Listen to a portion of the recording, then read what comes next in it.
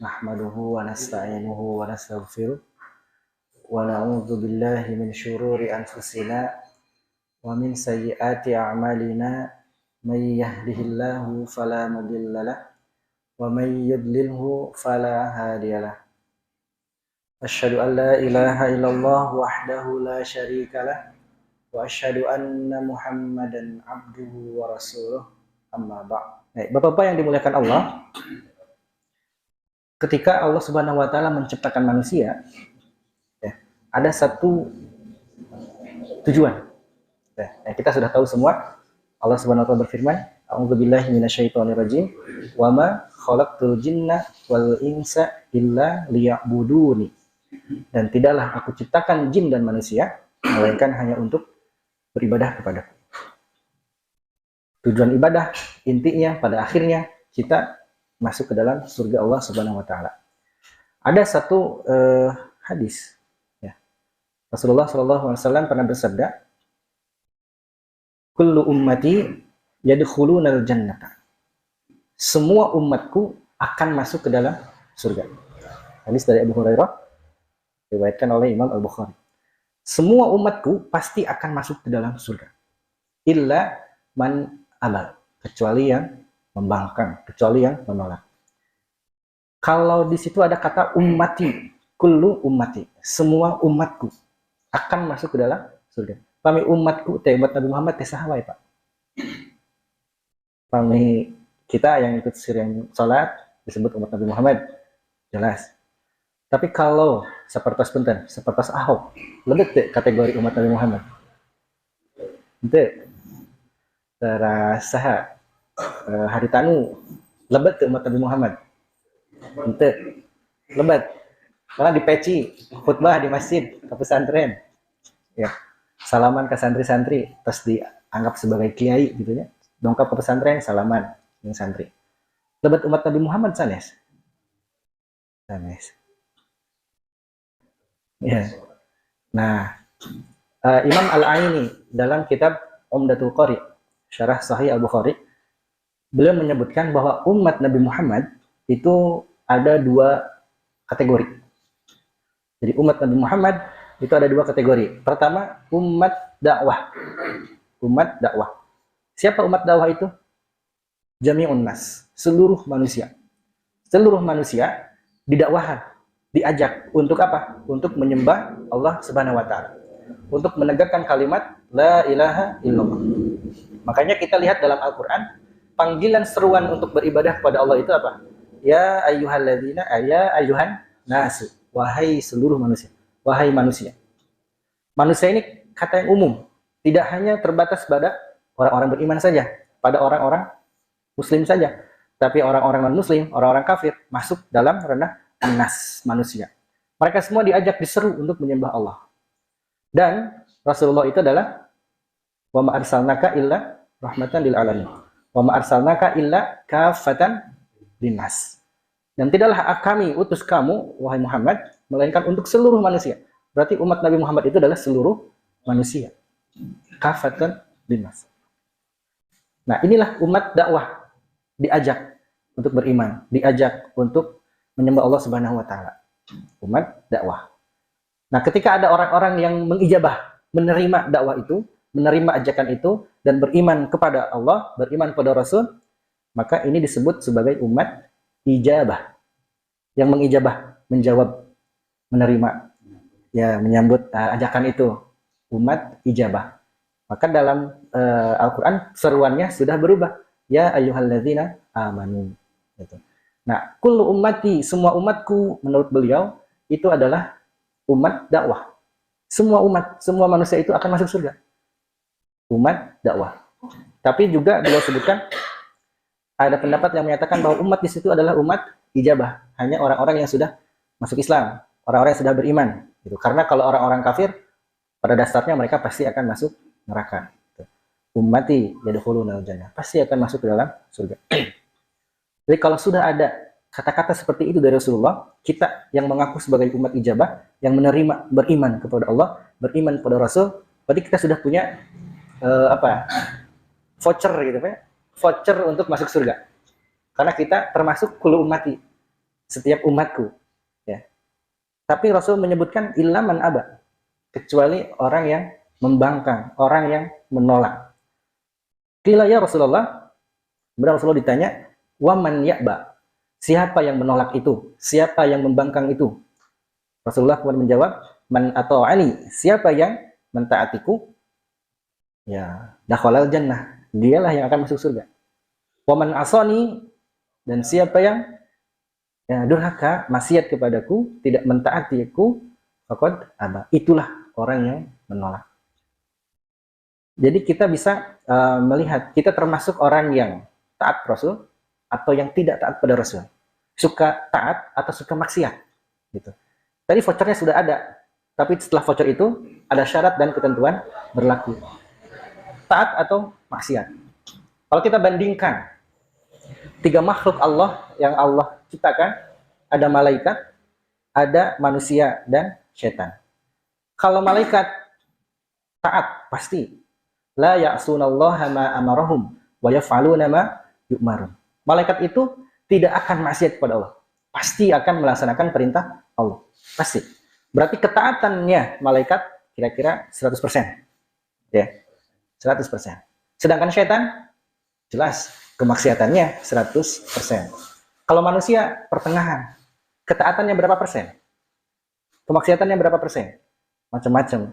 Ada yang 100%, ada malaikat itu ya, mungkin para nabi.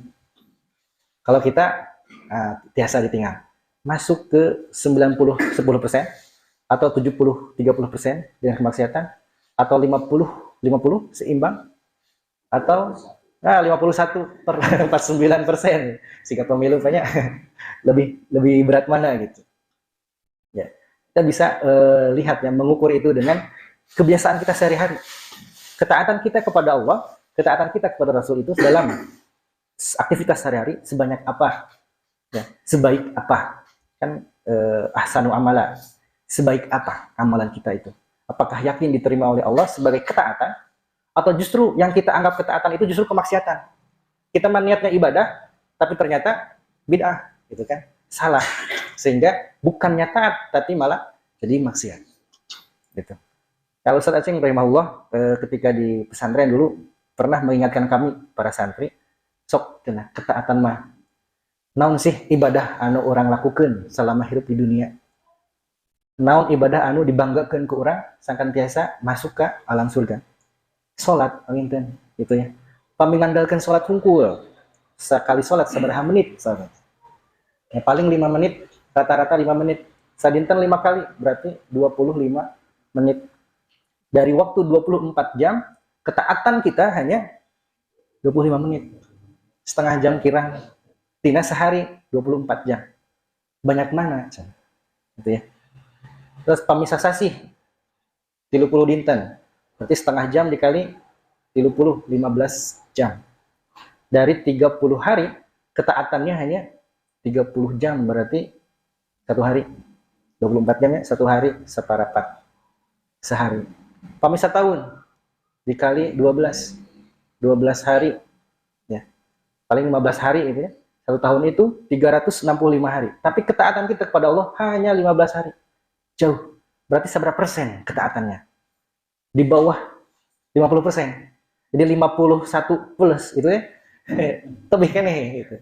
Badai naiknya ternyata masih jauh. Gitu ya.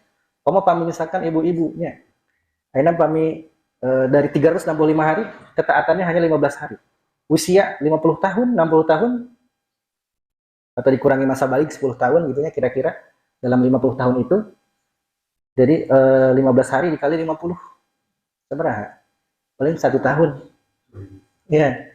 Jadi dari usia 50 tahun itu ketaatannya hanya 1 tahun. Berarti 49 tahun di angin nawan. Tak acan dipotong ku nifas, ibu-ibu makan ayah nifas. 40 hari. Dikirangan tuh. Tina 1 tahun teh. Kami putrana 8 kali 8 360 hari CF. Gitu ya. Itu. Jadi kalau hanya mengandalkan sholat saja, ya tentu masih keneh kurang. Tak acan ayah bolongna atau lalaina atau malawunna henteu khusyukna, berarti seberapa persenkah ketaatan kita kepada Allah? Ya. Padahal sholat itu adalah satu amalan yang paling pertama dihisab oleh Allah Subhanahu Wa Taala. Ya. Jadi amalan pertama kali yang akan dihisab oleh Allah adalah sholat. Jika sholatnya baik, maka baiklah seluruh amalannya. Tapi jika sholatnya jelek, rusak, maka rusak pula seluruh amalannya. Gitu.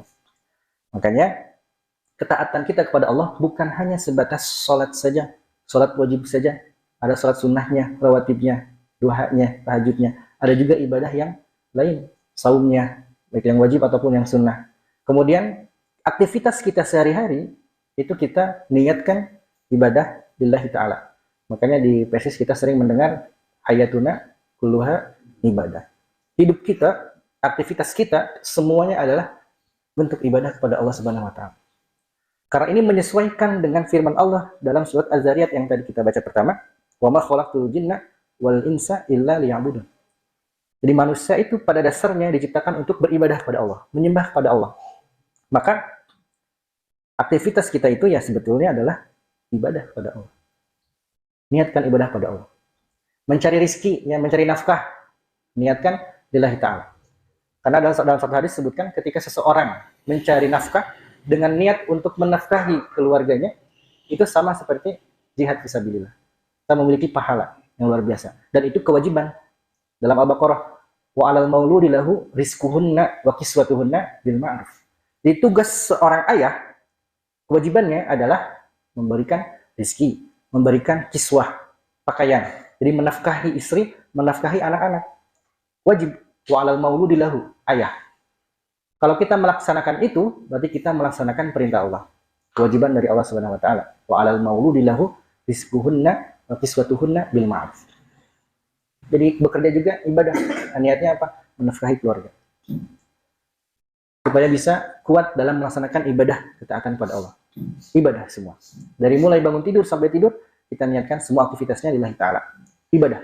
Sehingga kita bisa mengurangi atau bahkan menghilangkan aktivitas-aktivitas yang tidak diridhoi oleh Allah Subhanahu Wa Taala.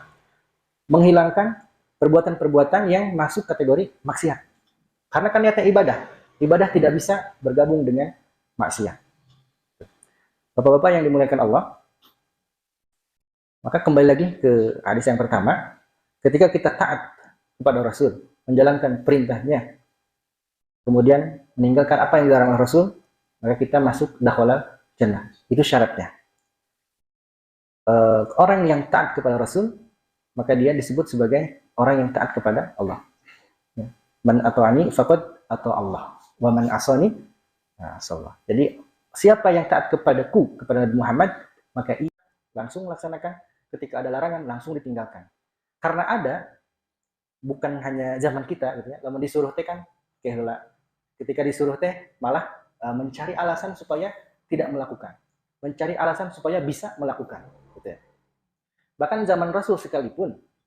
Jadi ketika ada satu masalah, dalam Sahih Bukhari disebutkan ada seorang laki-laki dari kalangan Ansor. Dia berselisih dengan Zubair. Waalaikumsalam. Az-Zubair. Az-Zubair ini punya kebun kurma, ya, punya tanah yang datar. Di situ ada aliran air. Nah, orang Ansor ini butuh kepada air itu. Jadi ada perselisihan. Kata orang Ansor ini, biarkan air itu ngalir, tong dikekebek ke sorangan gitu. Kadi air pun. Dan saya dia butuh bahasa orang nama. Ya, tapi kata Az-Zubair tidak mau, tidak memenuhi permintaan itu sendirinya gitu. Kemudian keduanya menyerahkan urusan itu kepada Rasul. Ditanyakan kepada Rasul.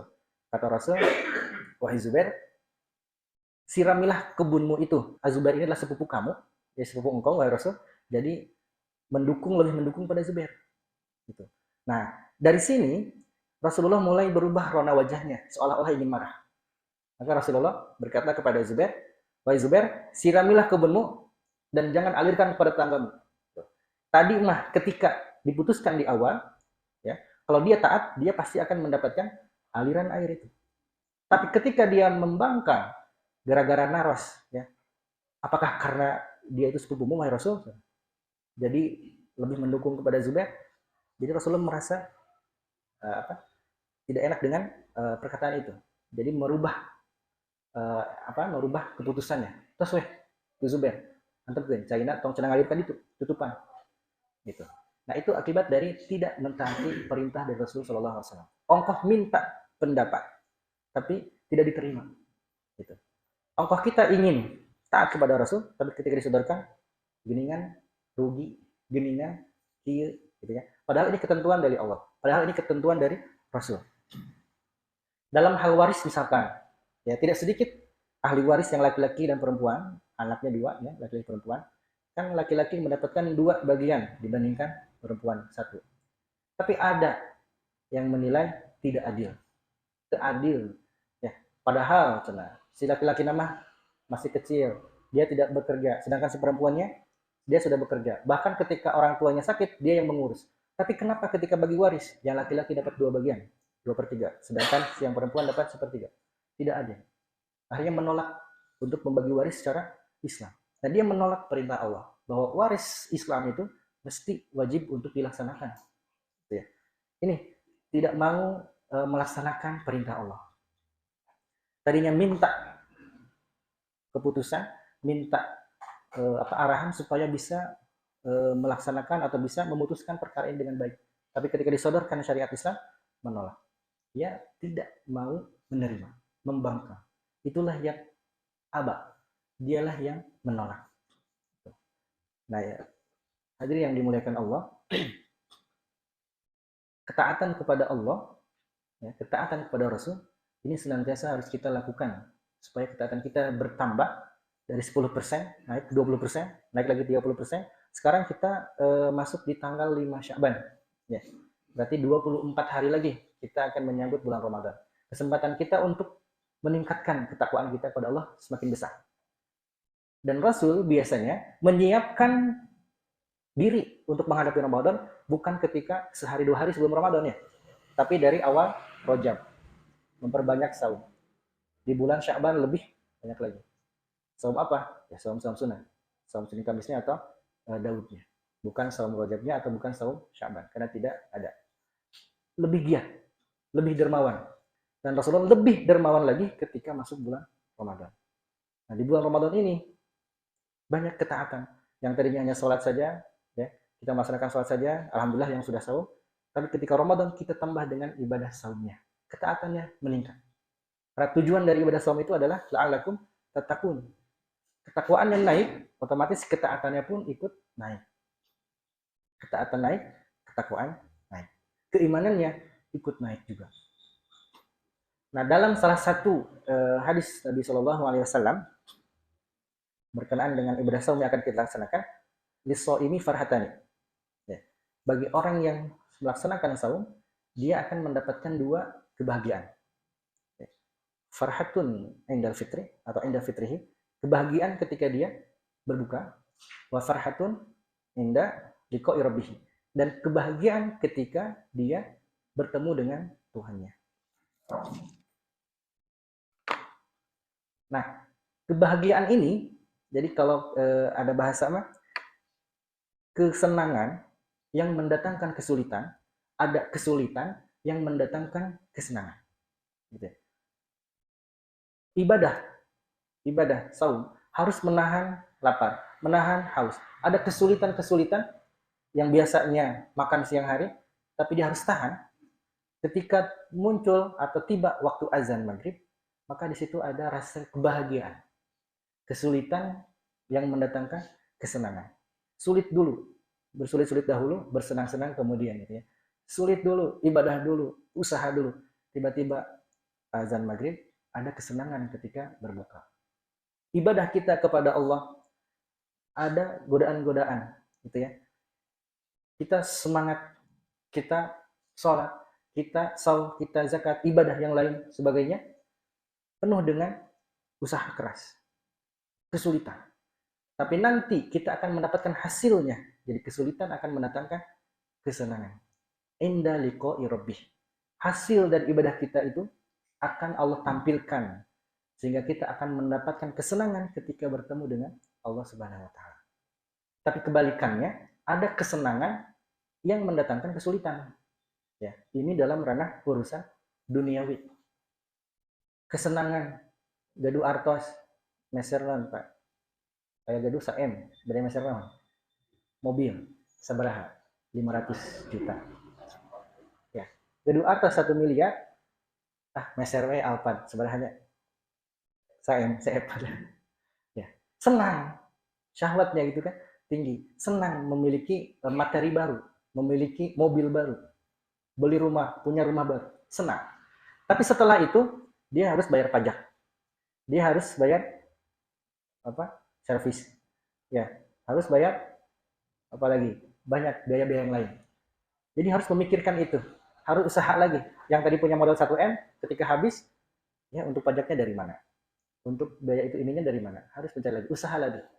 Asalnya senang, tapi justru malah mendatangkan kesulitan. Itu mah dalam ranah duniawi. Orang bersenang-senang, berfoya-foya. Orang bersenang-senang, maksiat. Orang senang-senang, hura-hura. Tapi pada akhirnya, kesenangan itu membawa kepada kesulitan di neraka. Kan? Orang-orang yang minum minuman keras misalkan. Orang-orang yang berzina. Orang-orang yang membunuh orang tanpa hak. Di akhiratnya akan dimasukkan oleh ke dalam neraka jahanam. Gitu. Awalnya mereka di dunia merasakan kesenangan.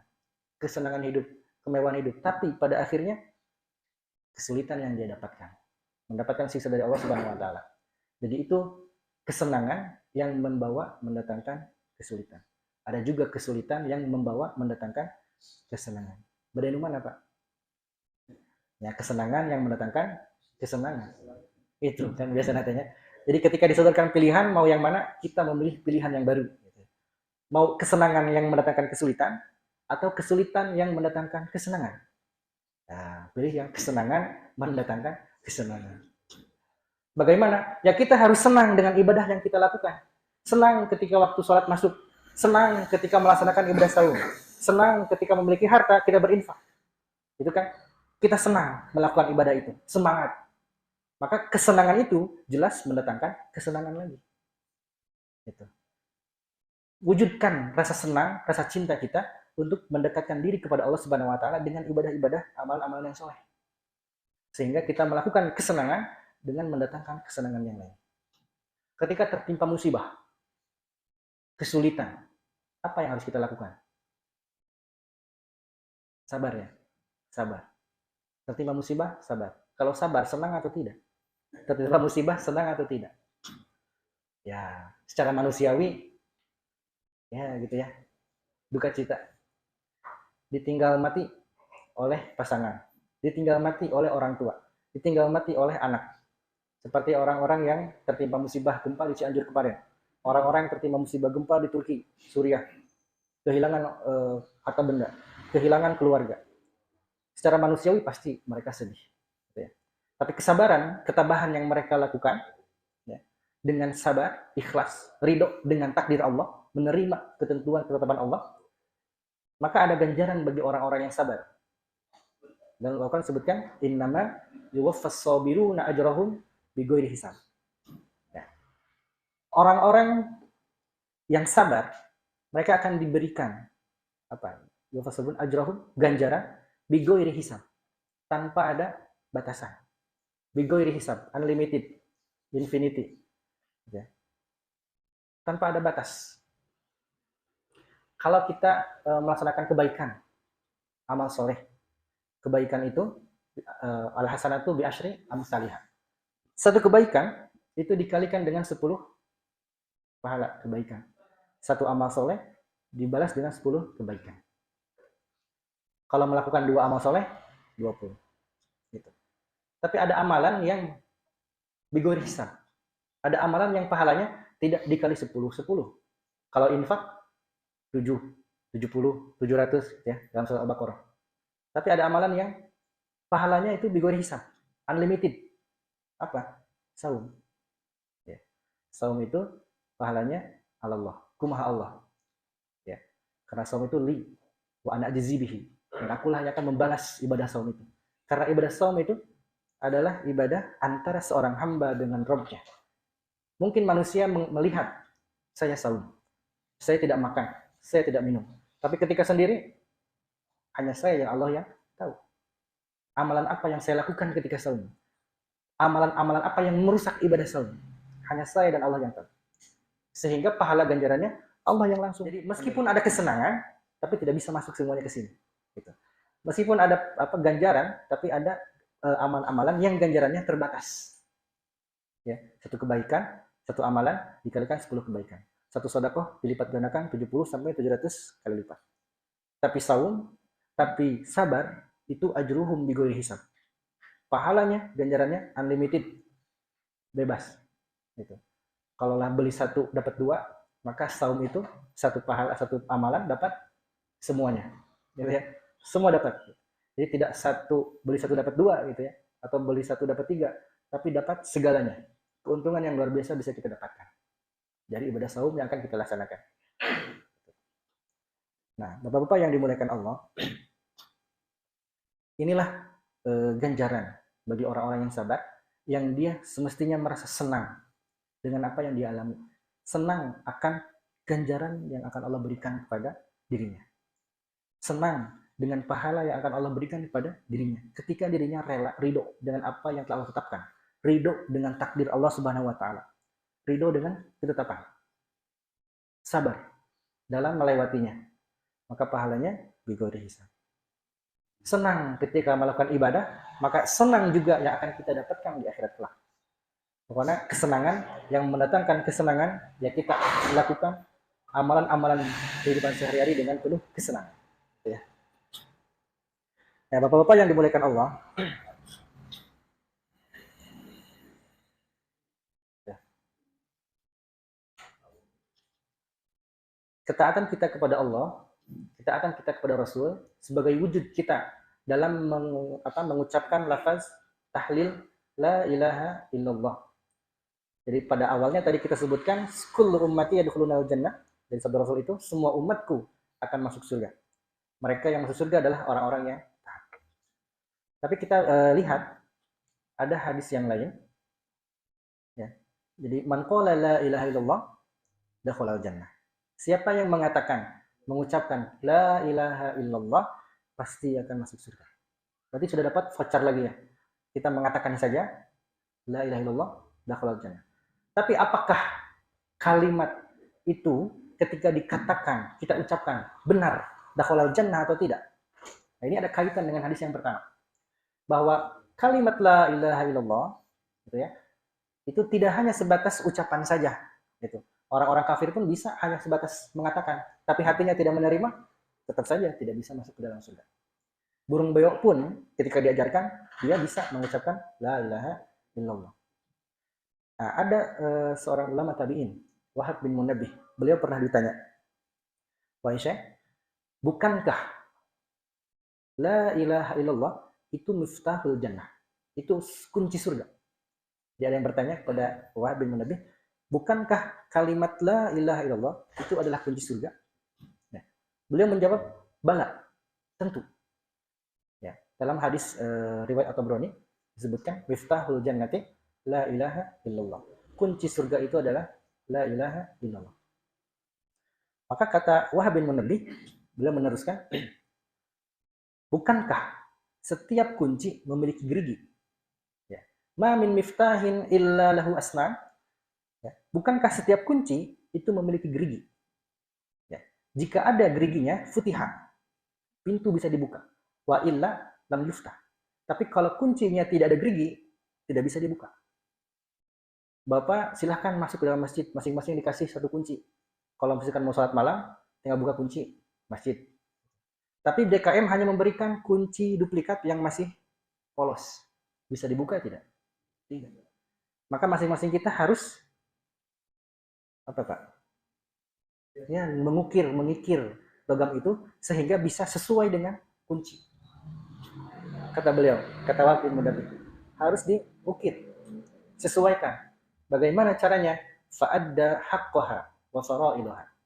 Mengukir kuncinya itu dengan melaksanakan konsekuensi dari kalimat la ilaha illallah. Jadi bukan hanya sebatas mengatakan saja, mengucapkan saja, tapi harus melaksanakan hak dan kewajibannya, melaksanakan syarat-syaratnya, melaksanakan konsekuensi dari la ilaha illallah. Apa makna dari la ilaha illallah? La ilaha, tidak ada Tuhan. sesembahan. Illallah, kecuali atau melainkan. Kecuali. Nah, di situ ada isbat wan nafi. Ada an-nafi dulu ya. Nafi, meniadakan. La ilaha, tidak ada ilah. Tidak ada sesembahan. Berarti ateis. Ya. Kalau baca Al-Quran, surat Muhammad ayat 9. Fa'lam annahu la ilaha illallah. Tapi dia baca fa'lam annahu la ilaha. Habis nafas. Berarti maknanya jadi beda. Jadi ateis. Fa'lam maka ketahuilah la ilaha. Tidak ada Tuhan. Tidak ada Tuhan. Jadi kalau mau baca, lanjutkan illallah. Ya. Nah di situ la ilaha illallah, tidak ada Tuhan yang hak. La ilaha hakun. La ma'buda hakun. Tidak ada yang hak layak untuk diibadahi. Illallahu. Melainkan hanya Allah saja satu-satunya. Jadi nafi dulu, tidak ada ilah. Illallah, isbat, menetapkan satu. Hanya Allah saja. La ma'buda hakun. Tidak ada yang layak untuk diibadahi. Tidak ada yang layak untuk disembah. Maka dari la ilaha illallah, kesananya adalah ibadah kepada Allah. Menyembah kepada Allah. Nah itu konsekuensi dari ucapan la ilaha illallah. Bukan hanya sebatas ucapan saja. Wiridnya, misalkan di sini tahlilan, ada la ilaha illallah terus. Tapi tidak memahami, tidak mengamalkan konsekuensi dari kata itu. Ya hanya pahala wiridnya saja, pahala zikirnya saja. Tapi tidak ada dakhalal jannahnya tadi, Pak. Ya, tidak ada vouchernya. Tapi tetap harus ada konsekuensi yang dilaksanakan. Komitmen yang harus dilaksanakan. Ibadah kepada Allah. La ilaha illallah dalam rukun Islam tercantum dalam rukun Islam yang pertama. Ya, syahadati an la ilaha illallah wa syahadat anna Muhammadan Rasulullah. Nah, dari situ konsekuensinya berarti melaksanakan sholatnya, melaksanakan saumnya, melaksanakan zakatnya, melaksanakan hajinya jika mampu, dan seterusnya. Nah, ibadah-ibadah itu adalah konsekuensi dari melaksanakan atau mengucapkan lafaz la ilaha illallah. Dengan ibadah itulah kemudian kita mengukir logam kunci tadi. Kalau ibadahnya sesuai, ukirannya sesuai. Tapi kalau ibadahnya tidak sesuai, ukirannya juga bisa jadi tidak sesuai. Tadi kita bahas, barangkali kita menganggap ibadah ini atau amalan ini sebagai ibadah amal soleh. Tapi pada nyatanya, ternyata bukan amal soleh, tapi amal salah. Bahkan para sahabat Nabi pun pernah melakukannya. Suganteh amal soleh, padahal dilarang oleh Nabi. Seperti apa? Ketika ada 3 orang ya, yang bertanya pada Rasul, ya Rasulullah, saya saum, tidak pernah buka. Ya Rasulullah, saya sholat malam, tidak pernah tidur. Ya Rasulullah, saya mah tidak nikah, karena ingin ibadah. Seolah-olah benar, seolah-olah, wah ini amalan soleh yang bagus. Tapi kata Rasul, saya juga sama manusia, ya seperti kalian. Saya saum, saya pun berbuka. Saya sholat, saya juga tidur. Dan saya juga menikah. Gitu. Faman raghiba an sunnati falaysa minni. Nah, siapa yang raghiba an sunnati, benci, ya, tidak melaksanakan sunnahku, falaysa minni, maka dia bukan termasuk golonganku. Suganteh amalannya benar. Kirain teh amalannya disebut sebagai ibadah. Tapi kata Rasul itu salah. Gitu. Jadi ada orang-orang yang inovatif gitu Pak ya, kreatif, melakukan amalan-amalan yang menurutnya soleh, amalan baik, tapi ternyata secara syariat salah. Diyakini sebagai sunnah, padahal bid'ah. Diyakini amalan soleh, padahal salah. Nah, biasanya orang-orang awam, masyarakat awam, mereka melakukan hal-hal tersebut. Ketika ditanyakan pada para ulama, ternyata itu bukan amalan yang benar. Ternyata etamah bid'ah misalkan, atau amalan soleh yang tidak, atau bahkan menyelisihi syariat. Itu amalan-amalan soleh. Bapak-bapak yang dimuliakan Allah, umat Nabi Muhammad yang mengatakan la ilaha illallah muqinan biqalbihi, dengan penuh keyakinan, dakhalal jannah. Jadi bukan hanya sebatas mengucapkan, tapi ada penuh keyakinan. Itu dalam redaksi yang lain, ada keyakinan dalam hatinya.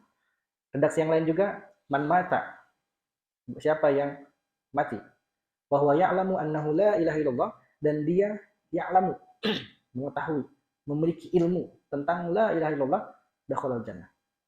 Jadi ternyata banyak dalil-dalil yang lain atau redaksi-redaksi yang lain yang menunjukkan bahwa voucher untuk masuk surga, kunci untuk masuk surga bukan hanya sebatas ucapan, tapi harus ada ilmu, pemahaman tentang makna la ilaha illallah, yakin dengan lafaz ya la ilaha illallah, melaksanakan konsekuensinya, melaksanakan ibadah hanya lillahi wahdah, hanya kepada atau hanya untuk Allah Subhanahu wa taala, bukan yang lain. Maka orang-orang ini sudah punya voucher untuk bisa masuk ke dalam surga. Orang-orang ini ada masuk kategori faqad atau ani, atau waman atau ani faqad atau dakhala jannah. Jadi kullu ummati yadkhulunal jannah, semua umatku yang akan masuk surga adalah orang-orang yang bukan hanya mengatakan la ilaha illallah, tapi dia mengamalkan isinya, mengamalkan maknanya, konsekuensi dengan lafal itu. Maka mereka lah orang-orang yang sudah punya miftahul jannah, kunci surga. Sudah punya voucher untuk bisa masuk ke dalam surga. Kalau dibagi umat Nabi Muhammad, ada umat dakwah, umat ijabah. Nah, umat ijabah ini ada umat yang taat. Taat, dia bisa masuk surga dengan mulus. Ada juga umat ijabah yang ahli maksiat. Yang ahli maksiat ini apakah bisa masuk dalam surga? Waman asoni faqad aba. Siapa yang maksiat, ya tidak mengikuti atau tidak mentaati Rasul, maka dialah yang aba. Jadi kebalikannya, kalau tidak masuk surga ya neraka. Tapi orang-orang yang senantiasa melakukan kemaksiatan, orang-orang yang banyak melakukan dosa, ya tidak sedikit orang yang sudah berlumuran dosa, dia menganggap dirinya kotor, Allah tidak akan menerima taubatnya, Allah tidak akan menerima atau tidak akan memberikan ampunan kepadanya, sehingga dia terus di situ melakukan dosa-dosa itu, maksiat itu, keburukan-keburukan lainnya dilaksanakan. Padahal dalam surat An-Nisa ayat 46 ayat 116, di situ Allah Subhanahu wa taala berfirman, "Innallaha la yaghfiru an yushraka bihi." Sesungguhnya Allah tidak akan mengampuni dosa syirik. Wa yaghfiru ma duna dzalika liman yasha. Dan Allah akan mengampuni selain dosa syirik itu bagi siapa saja yang Allah kehendaki. Jadi selama bukan dosa syirik, bukan kemusyrikan, ada kemungkinan Allah bisa mengampuni dosanya. Jadi jangan khawatir, ketika memiliki dosa, Allah tidak akan mengampuni. Tidak, Allah pasti akan mengampuni. Innallaha yaghfiru dzunuba jami'an. Ya, Allah akan mengampuni semua dosa-dosa. Itu ada dalam surat Az-Zumar. Az-Zumar ayat 53. Di situ Allah Subhanahu wa taala berfirman, "Qul ya ibadiyalladzina asrafu ala anfusihim." Katakanlah wahai Muhammad, ya ibadi, wahai hambaku. Ada orang berlumuran dosa, banyak maksiatnya, tapi Allah panggil dengan panggilan kasih sayang. Wahai hambaku. Ya ibadi, hai hambaku. Allah tidak memanggilnya dengan wahai ahli maksiat, wahai pendosa, wahai yang suka berzina, wahai yang suka minum khamar, wahai yang suka melakukan amalan-amalan buruk. Tidak. Allah panggil dengan ya ibadi, wahai hambaku. Berbeda dengan manusia, ketika dia memiliki teman, saudara, bawahan, bawahannya ini ternyata khianat. Ya. Banyak melakukan kesalahan kepada majikannya. Atau kalau kita punya karyawan misalkan, karyawannya itu ada yang mencuri, ada yang khianat, bahkan sampai bangkrut. Apakah kita akan memanggil dengan panggilan kasih sayang? Yang tadi atau nabi disebut dengan nama-nama hewan. Ya. Nah, tidak sedikit manusia yang mengalami itu tidak memanggil orang yang bersalah pada dirinya dengan panggilan yang baik. Biasanya menggunakan panggilan yang kotor, panggilan yang kasar. Ya. Bang SAT misalkan. Ya. Dan seterusnya. Itu manusia. Tapi Allah tidak sama dengan manusia. Allah tidak sama dengan makhluknya. Allah panggil dengan seruan yang baik. Ya ibadi, wahai hambaku. Sudah berlumuran dosa, banyak maksiat, banyak amal-amal buruk, tapi masih dipanggil dengan panggilan yang baik. Wahai hambaku. Siapa? Alladzina asrafu ala anfusihim. Orang-orang yang melampaui batas dalam dirinya. Orang-orang yang melakukan banyak keburukan. Orang-orang yang melakukan amal-amalan thalih. Ya. Apa? La taqnatu min rahmatillah. Janganlah kalian berputus asa dari rahmat Allah. Jangan putus asa dari rahmat Allah. Innallaha yaghfiru dzunuba jami'an. Sesungguhnya Allah akan mengampuni seluruh dosa. Itu yang harus diyakini. Ketika kita melakukan satu kesalahan, yakin Allah akan mengampuni dosa kita. Innahu huwal ghafurur rahim. Karena Allah Maha Pengampun lagi Maha Penyayang. Apa syaratnya? Wa anibu, kembali kepada Rabb kalian. Wahai hambaku, kembali. Kalau kalian sudah melampaui batas, kembali, balik deh. Kalau sudah terlalu kejauhan, balik lagi kepada Rabb kalian. Kembali lagi. Wa aslimu, dan berserah diri lah. Itulah keselamatan yang akan kita dapatkan ketika kita melampaui batas, kembali kepada Allah. Maksudnya adalah bertobat kepada Allah. Istighfar, memohon ampunan kepada Allah Subhanahu wa taala. Dari istighfar itu atau dari istighfar itu ada manfaat yang bisa kita dapatkan. Doa-doa yang kita panjatkan, Allah kabulkan. Rezekinya Allah lancarkan. Karena barangkali ketika kita sering berdoa tapi tidak dikabulkan, kita berusaha tapi rezeki seret, barangkali ada dosa-dosa yang menghalangi. Maka ketika kita beristighfar pada Allah, Allah bersihkan hati kita. Ketika hati kita bersih, kita bermunajat berdoa kepada Allah, Allah kabulkan itu. Maka beristighfar, istighfar. Bertaubat kepada Allah Subhanahu wa taala. Banyak lafal istighfar yang bisa kita ucapkan. Ya, selain astagfirullahaladzim, alladzi la ilaha illa huwal hayyul qayyum wa atubu ilaih. Atau sayyidul istighfar, Allahumma anta rabbi la ilaha illa anta khalaqtani wa ana 'abduka wa ana 'ala ahdika wa wa'dika mastata'tu. A'udzubika min syarri ma sana'tu. Abu'u laka bi ni'matika 'alayya wa abu'u laka bi dzanbi faghfirli fa innahu la yaghfiru dzunuba illa anta.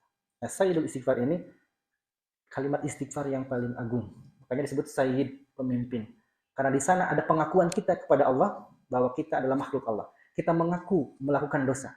Kita mengaku bahwa Allah memberikan nikmat kepada kita. Faghfirli. Jadi setelah itu, ya Allah ampunilah. Fa innahu la yaghfiru dzunuba illa anta. Kita mengakui bahwa tidak akan ada yang bisa mengampuni melainkan Engkau.